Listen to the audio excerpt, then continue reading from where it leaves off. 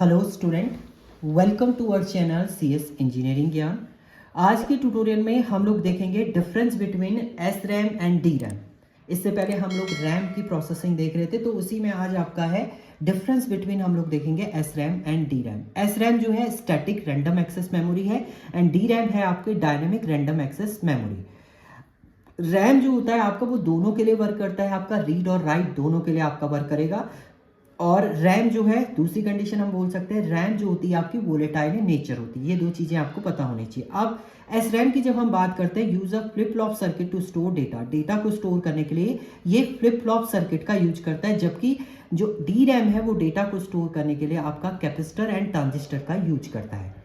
Next point है आपका S RAM has a lower access time so the fast compare to D RAM. Low access time होता है तो ये D RAM की तुलना में फास्ट होता है, इसका हायर एक्सेस टाइम होता है तो ये स्लोअर होता है आपका एस रैम की तुलना में। Next, S RAM has a long data life. इसकी जो लाइफ होती है लॉन्ग होती है, इसकी शॉर्ट डेटा लाइफ होती है।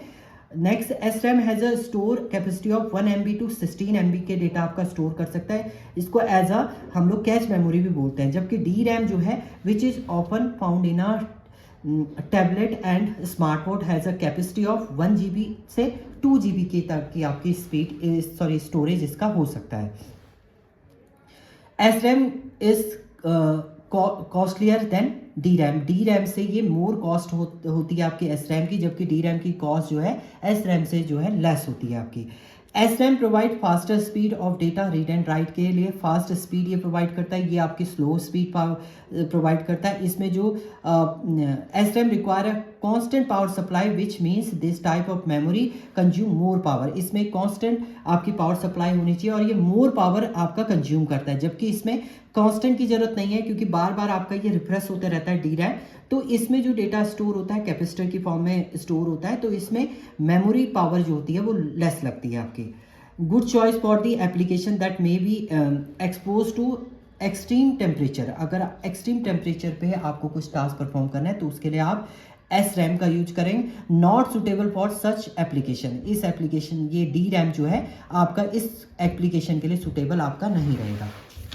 नेक्स्ट है, due to the complex internal structure circuit less storage is available compare to the same type size of a D RAM memory chip.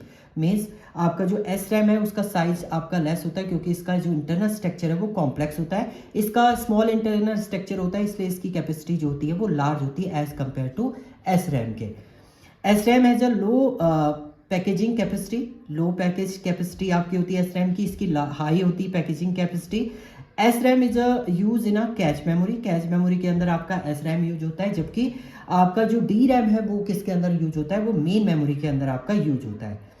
S RAM does not require refresh time. Refresh time की आपकी जरूरत नहीं है S RAM के अंदर, जबकि D RAM में आपको बार बार क्या करना पड़ता है, रिफ्रेशिंग करनी पड़ती है आपकी डेटा को। S RAM are use as a cache memory in a computer and other computing device and D RAM using main memory in computer system. Computer system में ये एज अ मेन मेमोरी की तरह आपका work करता है D RAM. तो ये difference थे आपके S RAM and D RAM में। Thank you student.